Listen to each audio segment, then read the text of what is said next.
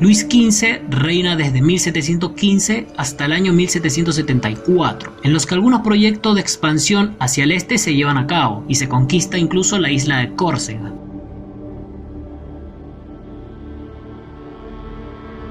El problema con el absolutismo es que ya a mediados y a fines del siglo XIX, una gran parte del pueblo francés estaba sumergida en una gran crisis social, en una gran crisis económica y en una profunda hambruna. Falta de empleo por todos lados y problemas aún mayores, mientras que también están obligados a sostener esta gran monarquía absolutista con sus impuestos, algo que causa un profundo rechazo y un gran odio por parte de muchos franceses.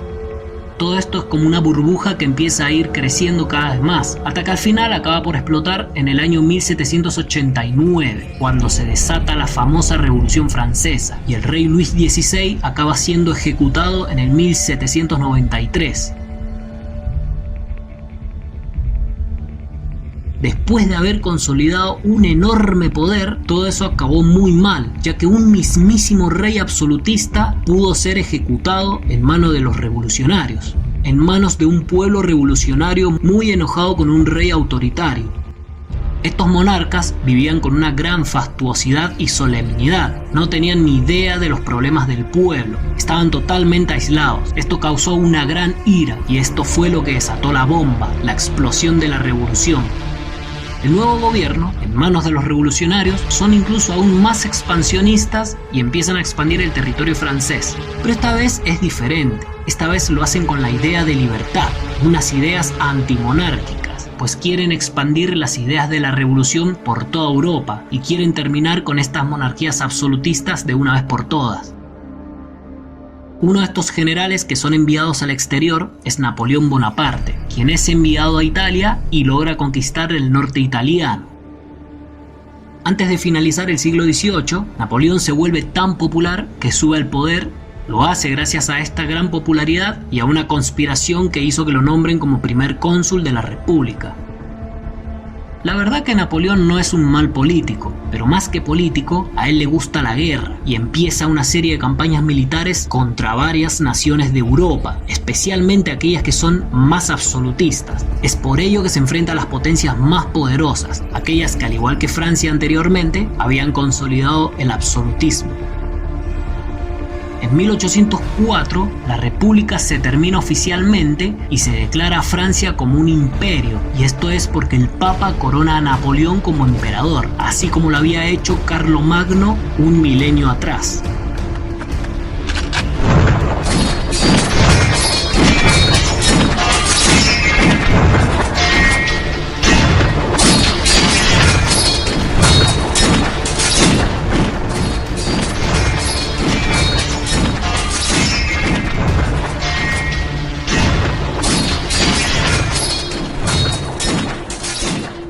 El imperio es glorioso y disfruta de grandes victorias militares por el sur y por el este, pero a partir de 1813 empieza a ceder terreno y este imperio dura a partir del año 1815, pues Napoleón había sido un general que traía nuevas tácticas, nueva forma de hacer la guerra, pero después, cuando los demás generales de las monarquías absolutistas a las que se enfrentaba empezaron a copiar sus tácticas y empezaron a conocerlo mejor, ya no era tan fácil derrotarlos, y es entonces que Napoleón acaba siendo definitivamente derrotado en batalla, en 1815. Tras la caída de Napoleón, empieza la restauración borbónica en Europa, pero Francia, al perder esta gran guerra, ha quedado reducida solo a una parte de Aquitania, al suroeste, y los enemigos de Francia, las monarquías más poderosas, no quieren saber más nada y quieren destruirla definitivamente, para luego repartírsela. Claro, como Napoleón le había hecho la guerra y había intentado destruir las monarquías europeas para siempre, ahora quieren devolverle el favor a Francia y quieren destruirla para apoderarse de ella.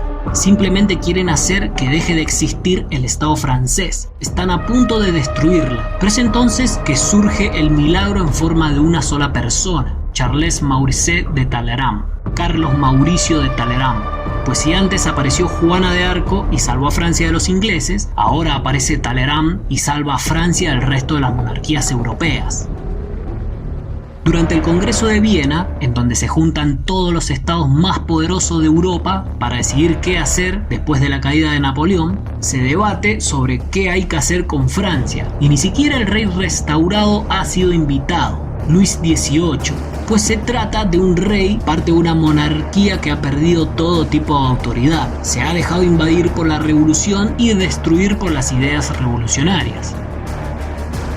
Casi nadie confía en Talleyrand, puesto a que estuvo a favor de la revolución, también estuvo con Napoleón y ahora está a favor de la restauración. Es alguien en el que nadie puede confiar. Aún así los franceses lo envían a Viena porque se sabe que es muy hábil negociando en diplomacia, pero la tiene muy difícil ya que las monarquías enemigas de Francia, que son los que ahora tienen todo el poder de decisión, quieren destruirla para siempre. Sin embargo, gracias a su gran ingenio, Talleyrand logra lo impensable y no solo consigue que la monarquía y el Estado francés continúen, también logra hacer que el territorio francés vuelva a estar todo como estaba antes de la revolución y de la llegada de Napoleón.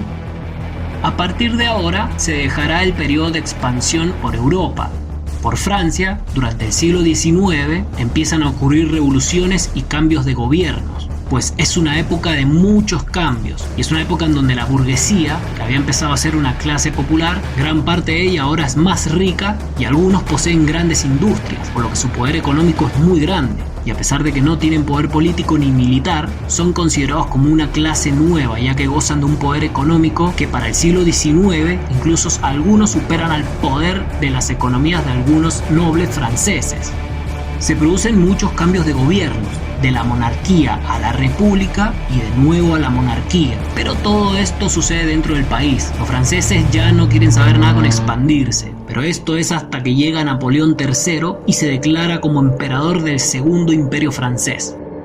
Esta vez los franceses logran expandirse hacia el este por el sur del país. Mientras tanto, África ha empezado a ser conquistada y en el futuro será repartida entre todas las potencias occidentales, que son las potencias más industrializadas: Francia, Portugal, Inglaterra, Bélgica, Alemania y España. Incluso Italia se sumará a finales del siglo XIX. Con el intento de expansión de Napoleón III hacia el este, surge un gran problema, y es que ahora se enfrenta a una potencia que está emergiendo de la nada y que se está convirtiendo en una nación muy dura de roer en el campo de batalla. Es una nación germana o una nación alemana. Se trata de Prusia. En 1870, los reinos de Francia y Prusia chocan inevitablemente. Se desata la guerra franco-prusiana y los prusianos la ganan, lo que hace caer el régimen de Napoleón III y que se declare la Tercera República Francesa. Y esta vez los franceses sí que dejarán de lado para siempre el tema de la monarquía. La región que se disputaron los franceses y los prusianos es una región conocida como Alsacia-Lorena. Es el piquito de la parte más oriental de Francia. Eso ahora le pertenece a Prusia, un reino que no ha parado de ganar territorios a sus vecinos germanos, y como ha crecido como nunca antes, se declaró como el Imperio Alemán en 1871. Alsacia-Lorena serán un punto de conflicto entre ambos estados, incluso hasta el periodo de las guerras mundiales. Son viejas heridas que aún no se cerraban y eran cuentas pendientes que ajustar. Francia sigue con el mismo territorio hasta la Primera Guerra Mundial, en 1914, momento en que son invadidos militarmente por los alemanes desde el noroeste. Pero al terminar la guerra, Alemania pierde y Francia recupera Alsacia-Lorena, aunque en realidad Alemania no pierde del todo, pues los alemanes han perdido más en los papeles que en las batallas, y esto lo hace el gobierno que reemplazó al imperio alemán. Un nuevo gobierno republicano que quiso terminar con el baño de sangre, pero a cambio de eso y de obtener la paz, tuvo que ceder muchos terrenos a sus enemigos, aquellos terrenos que tanto le costó unificar a los alemanes. Todo esto hizo que surja un fuerte nacionalismo, uno aún más fuerte del que ya estaba antes, el de nacionalsocialismo. Los nacionalsocialistas son conocidos como los nazis, es la abreviación de nacionalsocialista. Este nuevo régimen nazi llega al poder y se la agarra contra los judíos, ya que el gobierno alemán que cedió terreno era en gran parte compuesto por judíos. Pero este nuevo régimen nazi no solo se conforma con exterminar judíos, también quiere expandirse más que nunca, y este gobierno sí que se toma muy en serio eso de Alemania grande. ese concepto que ya se ha vuelto muy peligroso en el siglo XX. Aún así, unifica a los países germanos del sur, como por ejemplo Austria. Pero al invadir Polonia en 1939, la paz se acaba.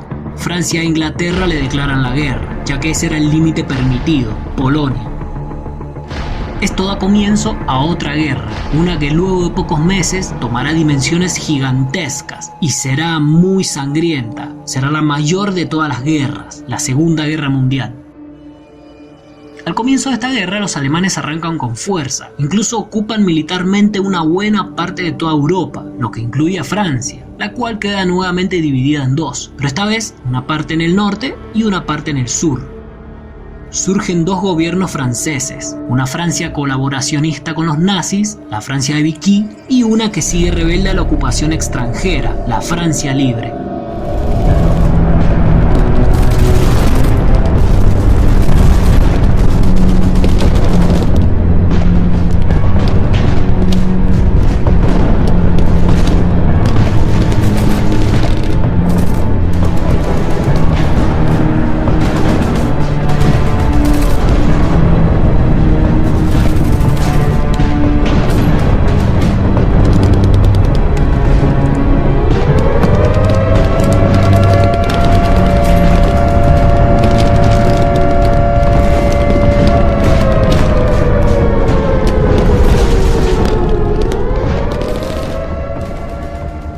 Al terminar esta violenta y cruenta guerra, en el año 1945, Francia vuelve a tener el terreno que antes tenía y se quedará así incluso hasta hoy en día.